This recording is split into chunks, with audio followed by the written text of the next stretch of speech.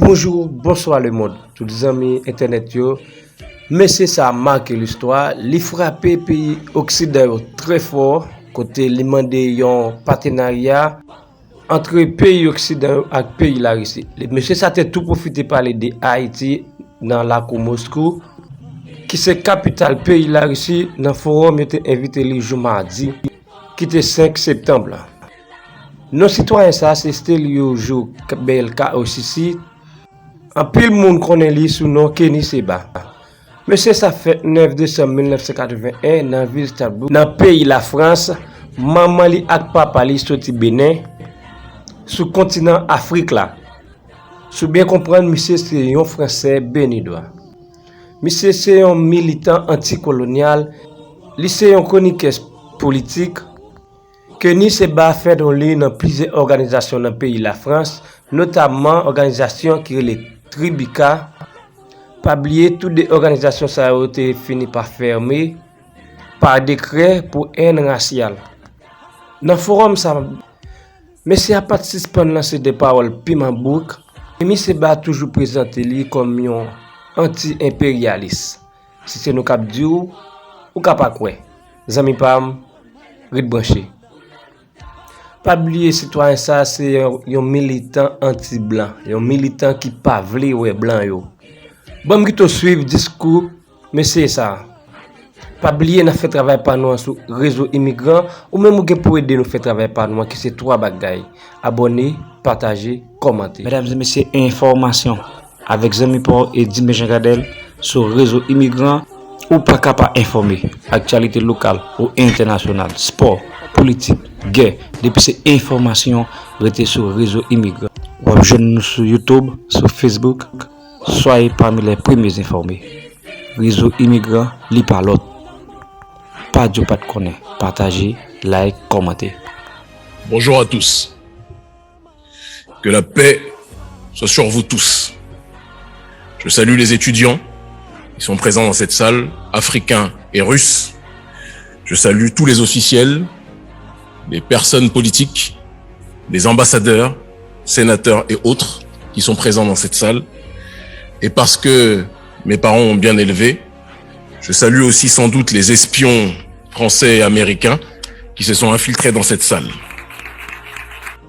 En préambule de mon allocution, il est important, je pense, de remercier d'emblée Anatoly Torkounov, le recteur de l'Institut des Relations Internationales de Moscou, qui est un établissement légendaire et historique, celui que Henry Kissinger présentait comme le Harvard russe.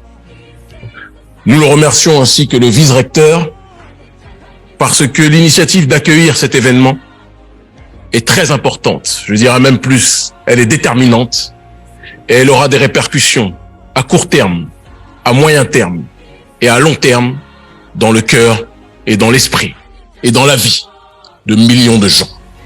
Mon discours sera différent de celui du président de la CEDEAO qui est actuellement présent à Moscou, Umaro Embalo Sissoko, différent aussi du président de l'époque de l'Union africaine Macky Sall, parce que mon discours sera franc.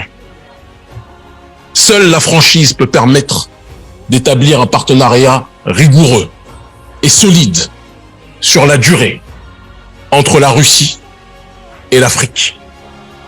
C'est le manque de franchise qui existe malheureusement entre nos dirigeants africains dans leurs échanges, dans leurs revendications avec les autorités russes qui entraîne parfois que le fait qu'on croit que nous sommes sur un même front alors qu'en réalité, nos dirigeants africains sont pour la plupart trop souvent cooptés par l'élite occidentale.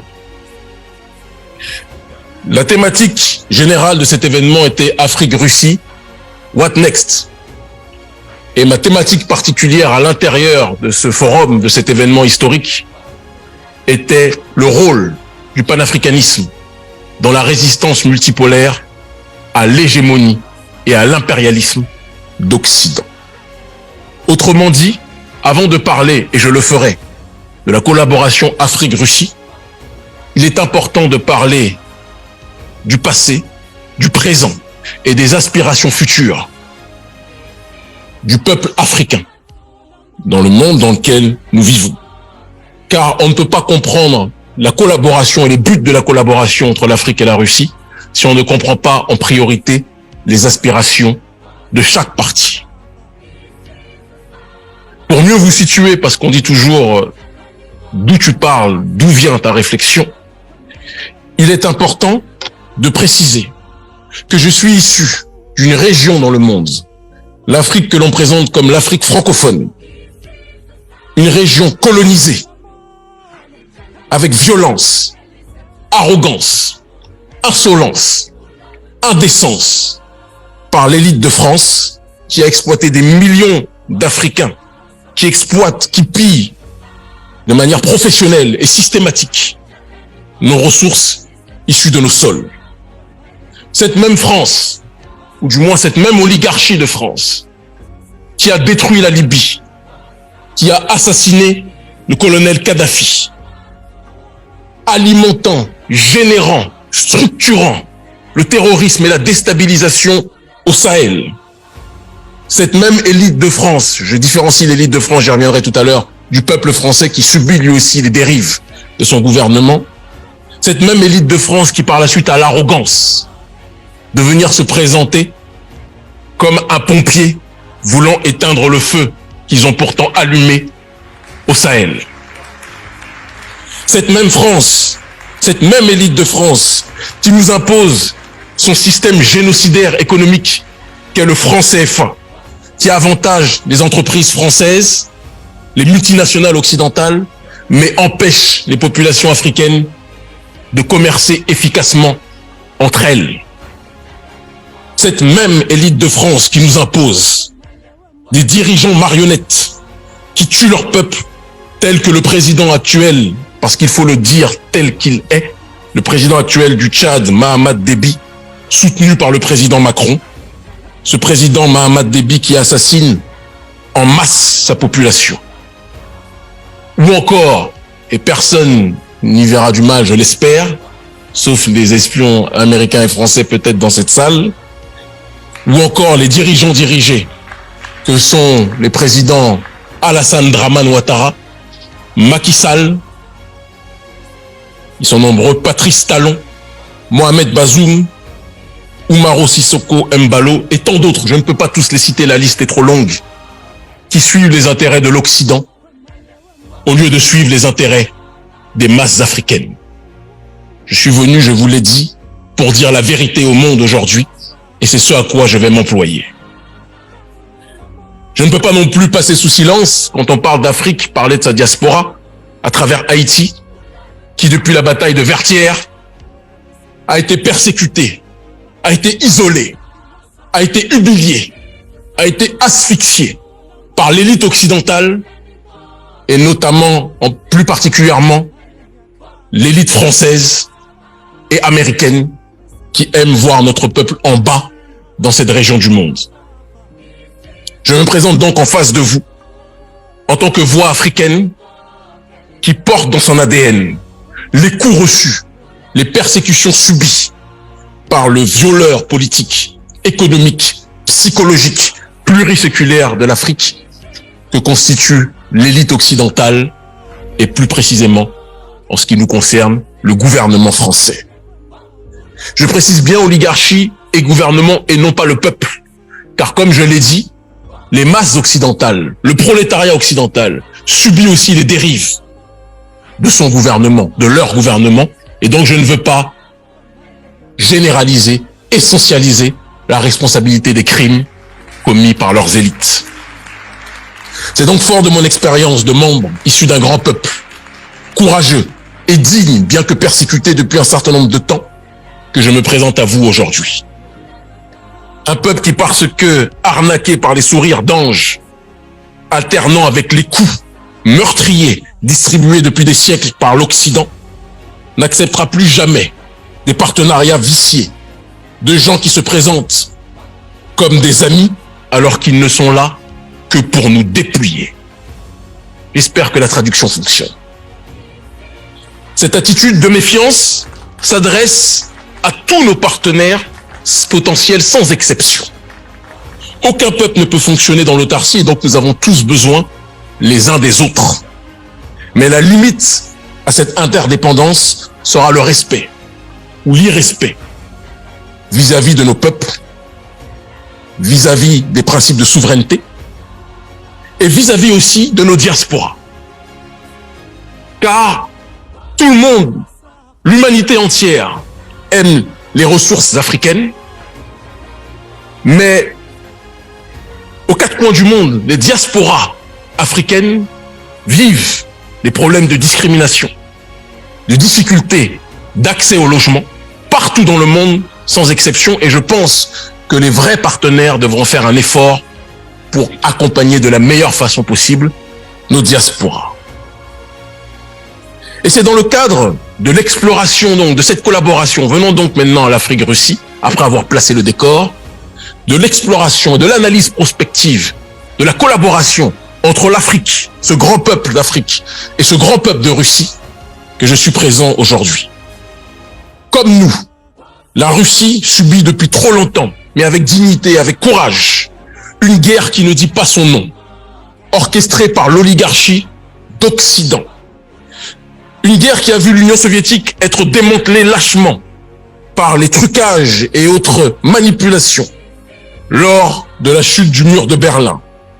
Ville de Berlin que nous autres Africains connaissons très bien, puisque notre continent a été découpé, tel un gâteau, lors de la conférence de Berlin en 1884 et 1885, par des gens qui ne voyaient pas les Africains comme des êtres humains, mais comme des sous-hommes qui devaient être colonisés, esclavagisés et maltraités. Nous avons donc, à travers Berlin, un profond point commun. Et je pense qu'il y en a d'autres, raison de ma présence ici aujourd'hui.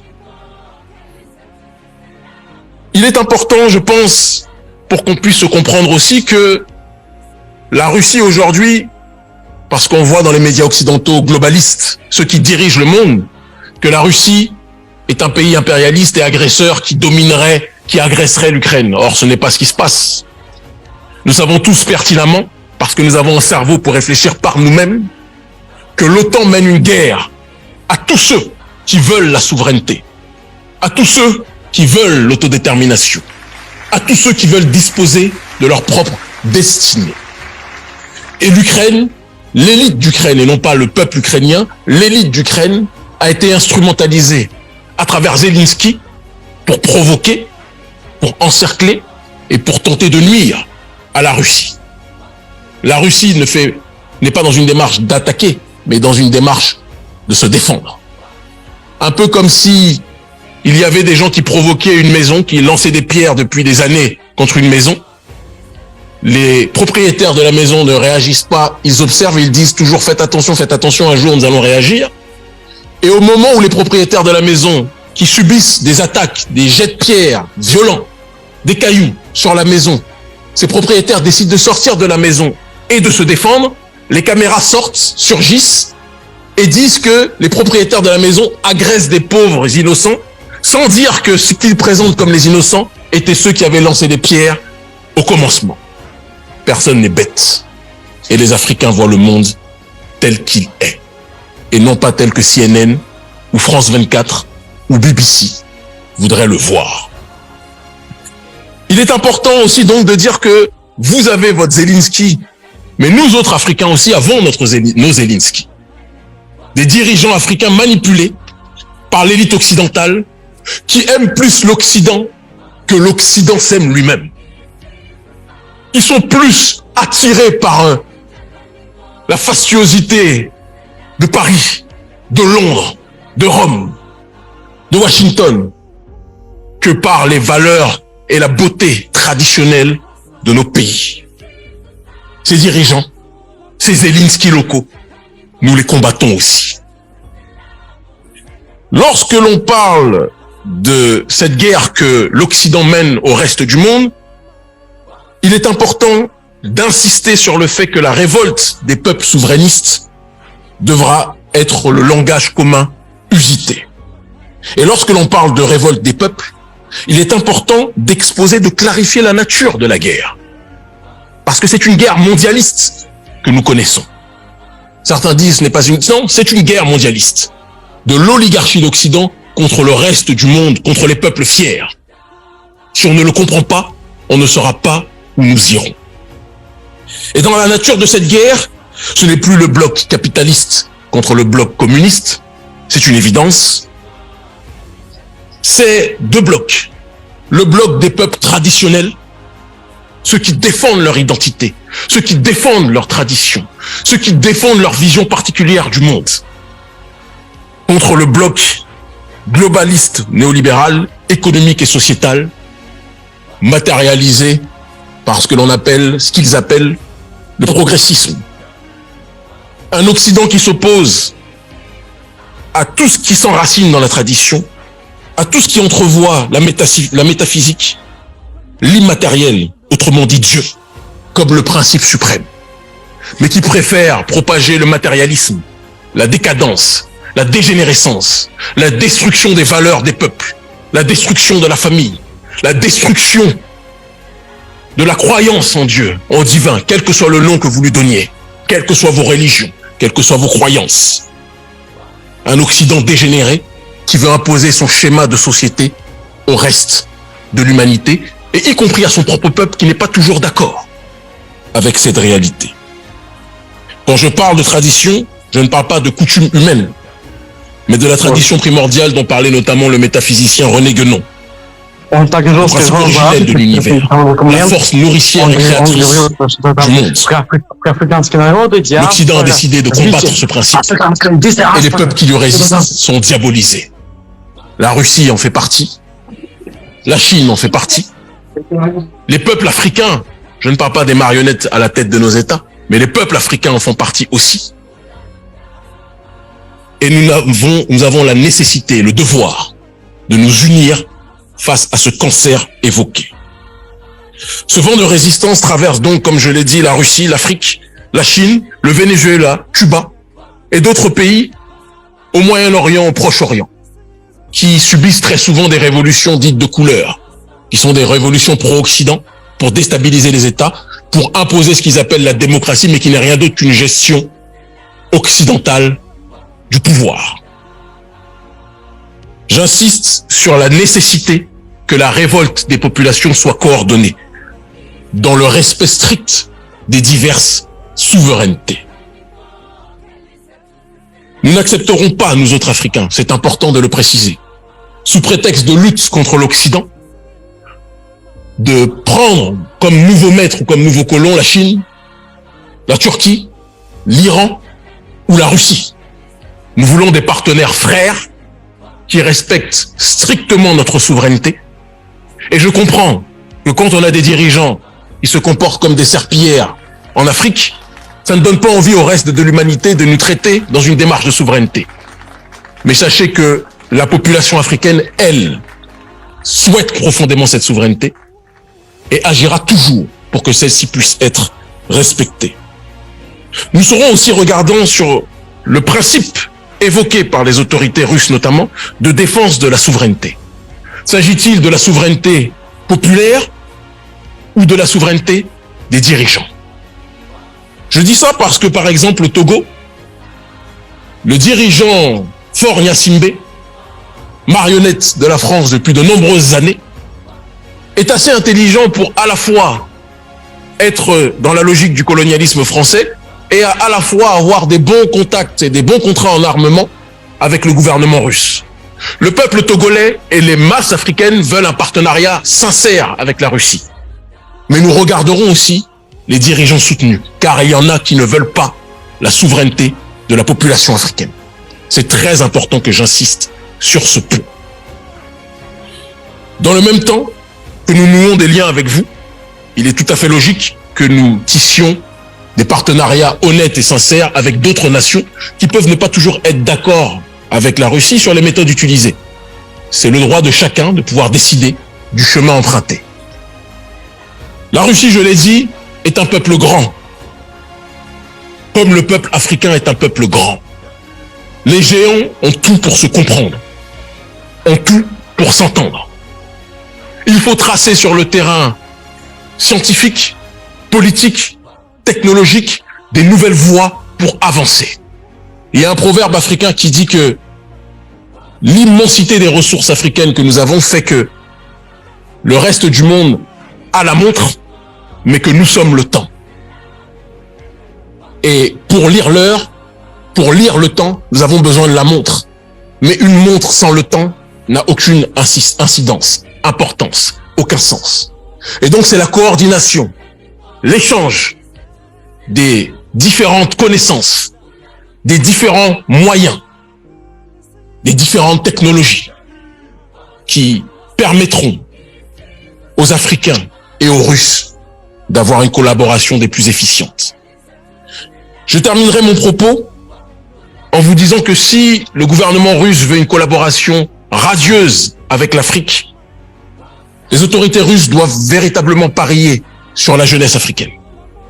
Comme certains l'ont déjà fait et je les en remercie. Car la jeunesse africaine constitue la majorité du peuple africain. Et contrairement aux dirigeants africains qui, lorsqu'il y a eu l'effondrement du mur de Berlin, vous ont tourné très rapidement le dos durant les années 90, par manque d'honnêteté, la jeunesse africaine, elle, est beaucoup plus sincère. Vous l'avez vu, beaucoup plus franche aussi. Mais je le disais tout à l'heure et je le redis aujourd'hui, seule la franchise entre nous permettra d'avoir un partenariat solide. Et je vous le redis, nous sommes les leaders d'aujourd'hui et nous sommes les leaders de demain. Pariez donc sur nous pour un avenir solide demain. Merci infiniment.